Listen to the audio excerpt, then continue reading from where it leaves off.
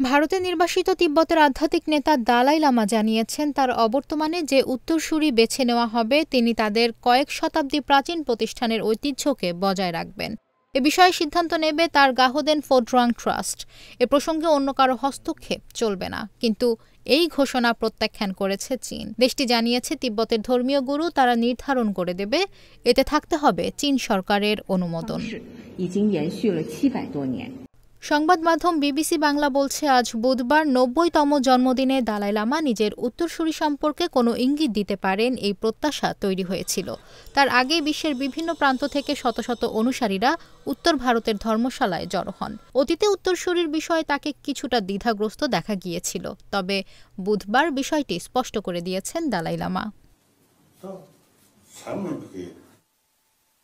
পরে সাংবাদিকদের মুখোমুখি হয়ে তিব্বতের নির্বাসিত সরকারের প্রধান পেনপা সেরিং জানিয়েছেন, দালাই লামার সিদ্ধান্তকে তারা সর্বসম্মতিক্রমে সমর্থন করছেন।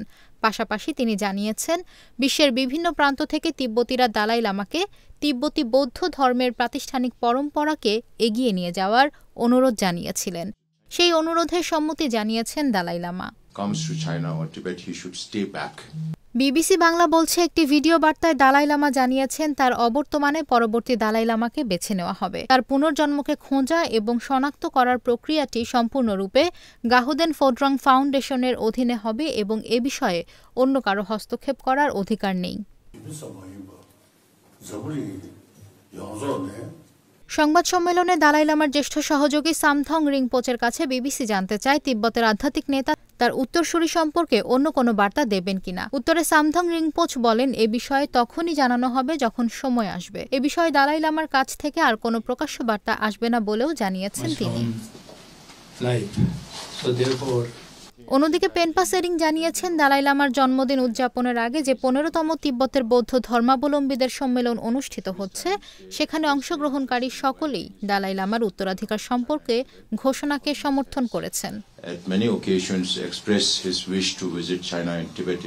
এদিকে দালাই লামার ঘোষণার পর বেইজিং তাদের প্রথম আনুষ্ঠানিক প্রতিক্রিয়ায় স্পষ্ট করে দিয়েছে যে তারা ওই সিদ্ধান্তকে মানতে নারাজ।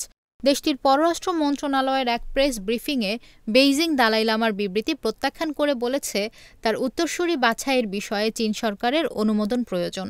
দালাই লামার উত্তরসূরিকে অবশ্যই চীনা আইন ও বিধি বিধানের পাশাপাশি তাদের ধর্মীয় আচার ও ঐতিহাসিক রীতিনীতি মেনে চলতে হবে। চীনা পররাষ্ট্র মন্ত্রণালয়ের এক মুখপাত্র বলেন, দালাই লামার উত্তরসূরিকে শনাক্ত করা লট ড্রয়িং সিস্টেমের মাধ্যমেই সম্ভব, যেখানে একটি সোনার কলস থেকে নাম বেছে নেওয়া হয়। এই প্রথা ১৭৯২ সালে চালু করা হয়েছিল এবং বর্তমান দালাই লামার কয়েকজন পূর্বসূরিদের বেছে নিতে এই পদ্ধতি ব্যবহার করা হয়েছে। বর্তমান দালাই লামার ক্ষেত্রে তা হয়নি।